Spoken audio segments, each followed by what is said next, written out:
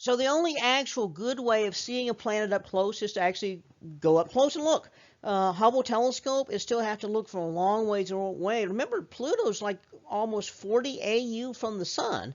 It's actually past its closest approach to the sun decades ago, and it's moving farther and farther from the sun. And so we're not getting a good view of it from that far away, even with a spectacular telescope.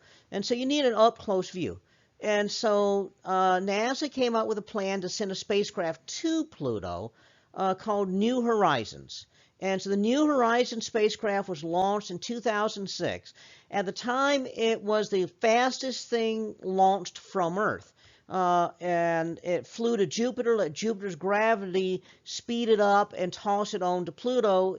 It arrived 9 years after launch, 9.5 years after launch, actually, in July of 2015. And so it got out here and gave us our very first close-up view of Pluto.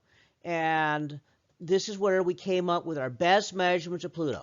Pluto at 2374 kilometers diameter, Charon at 1212 kilometers diameter, and Pluto very low density, consistent with being a large portion of it made of ices.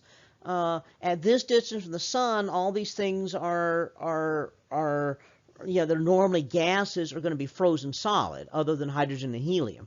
And so it's a mixture of all these sort of things mixed together. It's got rich organic molecules in it. Pluto's kind of a reddish color, kind of like a lot of the comets and Kuiper Belt objects. Ultraviolet light from the sun breaking down the methane and the ammonia and recombining things into kind of organic goo. When you look at the surface of Pluto, you notice several features here. You see big smooth regions down here. You see sort of rough looking terrain up here, almost kind of bubbly sort of thing. We see a few craters here. This is not what they expected. The idea is that Pluto out here would be frozen solid, and as a frozen solid object, that it would probably have some craters in it, and that'd be about it. The smooth region there indicates the surface has been surface of the planet has actually been resurfaced in some fashion. Well, how do you resurface the surface of the planet? Volcanoes. Well, how do you get volcanoes out here when it's not even made of rock? Well, it's got frozen nitrogen. And that's the key. At this distance from the sun, nitrogen, normally in gas in our atmosphere, is frozen solid. But if you heat it, you can melt it. And so it's possible that tidal forces between Pluto and Charon can heat this. It's possible that as it gets closer to the sun, solar heating passing through the surface, can heat it. And so you can melt a little bit of the nitrogen, and the nitrogen can work out under the surface as liquid nitrogen and then freeze. So this would be like nitrogen volcanoes. So that's one possibility of what's happening here. There's also tidal stresses can crack and strain it. It's possible that it actually can flow a little bit on the inside and move the surface, pulling on the surface, making cracks and faults and things. That would give rise to some mountain ranges and things. That's what we see here. So this is way more dynamic world than we thought it would be at this distance from the sun. Mapping Pluto, the large dark splotch, smooth area in the middle was called the Tomball region, after Clyde Tombaugh. Parts of Pluto were not visible when the spacecraft flew by. Remember, it just flew by, so part of it was completely not very visible, and so we don't really have an idea what it looks like there. Different parts of it were look like different compositions. They're still trying to understand this. Almost the entire surface is covered in nitrogen ice. The nitrogen ice mixes with ammonia ice and methane ice and water ices to give rise to some of the colorations that are there. There's indications that the liquid nitrogen might bubble up from underneath, giving rise to these nitrogen bubbles, indications of nitrogen volcanism. And the possibility is that this nitrogen ice might actually flow like glaciers. We don't see this happening on Earth because we can't really exactly reproduce these kind of circumstances. But nitrogen ice might flow like glaciers. There are impact craters. They're not uniformly distributed. Parts of this have not been mapped, so we don't really know.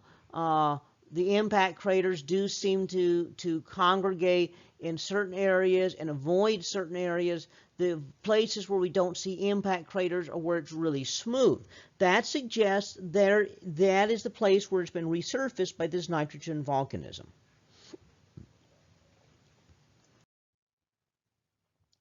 Complete surprise. Pluto has an atmosphere. They thought it'd be frozen solid, this distance from the sun. Well, it's practically frozen solid. There are a few atoms and molecules of nitrogen floating around, a tiny bit of methane and carbon monoxide, and it's actually in equilibrium, thermal equilibrium, or gas equilibrium rather, sublimating from the surface. The pressure is about 1 Pascal. That's about 100,000 times thinner than Earth's atmosphere. Pluto turns out to be slightly warmer than expected. And you're going, oh my gosh, I just told you the temperature was like 40-something Kelvin. That's almost absolute zero, and I'm saying it's warmer than expected. How do you get warmer than expected? Well, this teeny tiny bit of methane there actually acts as a little bit of a greenhouse gas. Pluto really should be a little bit cooler than it is. And so that acts like a very, very, very faint methane greenhouse. There's a picture there on the right that you wonder what that is. That's a picture of as the New Horizons spacecraft passed behind Pluto, and Pluto occulted the sun or made a total eclipse of the sun. Then what happened is you could see a tiny sliver or halo around Pluto from that super thin atmosphere scattering light. In X-rays, and because the New Horizons spacecraft actually had an X-ray imaging system, Pluto actually is surrounded by a cloud of stuff giving off X-rays. That is due to some of these gases coming loose, and probably a lot of this is hydrogen gas that's been coming loose from the water, sublimating and then being broken down by ultraviolet light from the sun. And so there's a kind of a extended halo around it. Well, wait a minute. That extended hydrogen gas halo is exactly what you see with a comet, if you remember. So Pluto, again, has a characteristic very similar to that of a comet. In fact, when it was closest to the sun in the 1990s, it did develop a little bit of an atmosphere, and the atmosphere tended to be blown away by the solar wind away from Pluto. So it actually had a miniature tail when it was at its closest to the sun. It was not visible to the naked eye, but it was visible in instruments that you actually had sort of a very, very thin ion tail. And so again, Pluto is much more like a comet than it is like a planet. Charon is also a similar sort of object. Charon has smooth patches on it, probably due to ammonia and things of this sort, doing a very similar sort of thing to what Pluto did. The large colored splotch is due to methane contamination, and we actually think that that is actually stuff that hit Pluto, or rather hit Pluto's moon after coming from Pluto itself, that Pluto lost some of its methane, possibly by impacts or something. And so the surface is dominated by water ice. They do not understand it, but there's a very large crack running around the equator of Charon. And again, they're not entirely sure what caused that, whether it is from an impact feature or for tidal stresses.